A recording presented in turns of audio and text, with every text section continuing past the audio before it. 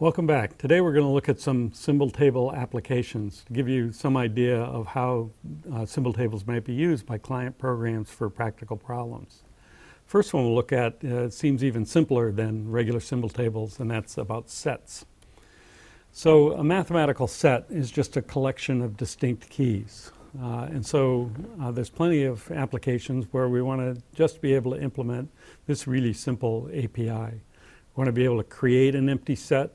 We want methods to add a key to the set and to check whether a given key is in the set or not, to remove a key and maybe return the number of keys in the set, and also have an iterator to iterate through keys in the set.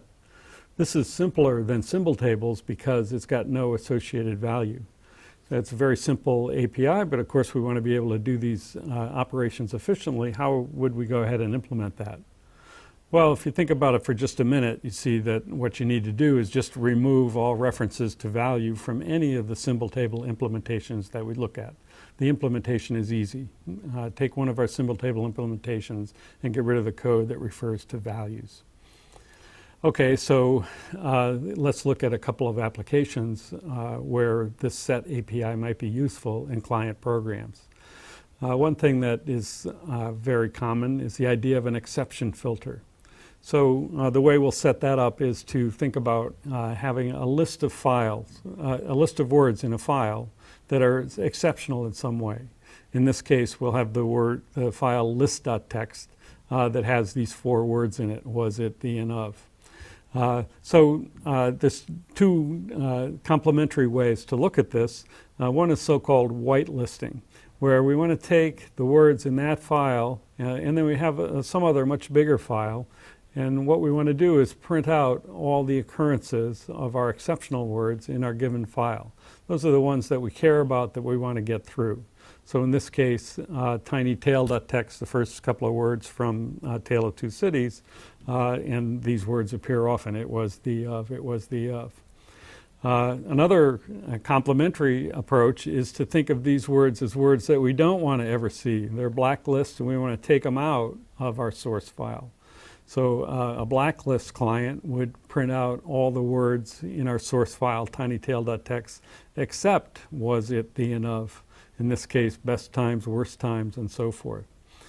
So that's an exception filter, and that's useful in lots of applications, such as the ones listed here.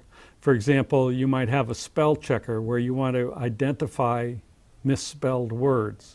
So then your key would be a word or string, and in your exceptional list would be words that are in the dictionary.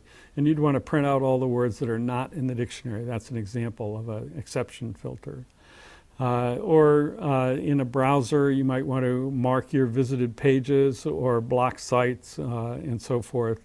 Or like the one at the bottom, credit cards. Maybe you run a credit card company and you want to check for stolen cards.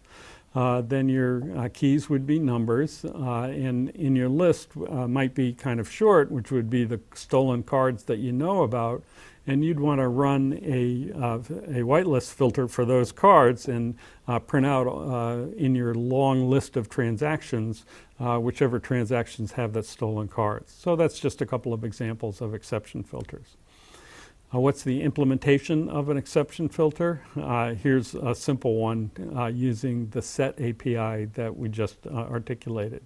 So we start by creating an empty set of strings. And again, since we don't have associated values, we just have the one generic for strings. And then create a new input stream from the first argument. So that's the name of the file that contains the exceptional words. This just reads those strings while the input string is not empty, and then adds them to the set. So that now we have our set of exceptional words, and now from standard input we read words. As long as our set contains the word, we print it out. If it doesn't contain it, we don't print it out. So that's an example of a whitelist filter. And to implement blacklist, we just this call to contains, we just change that to a not. If it's not in the exceptional list, then we print it out. So that's a simple example of a filter using sets.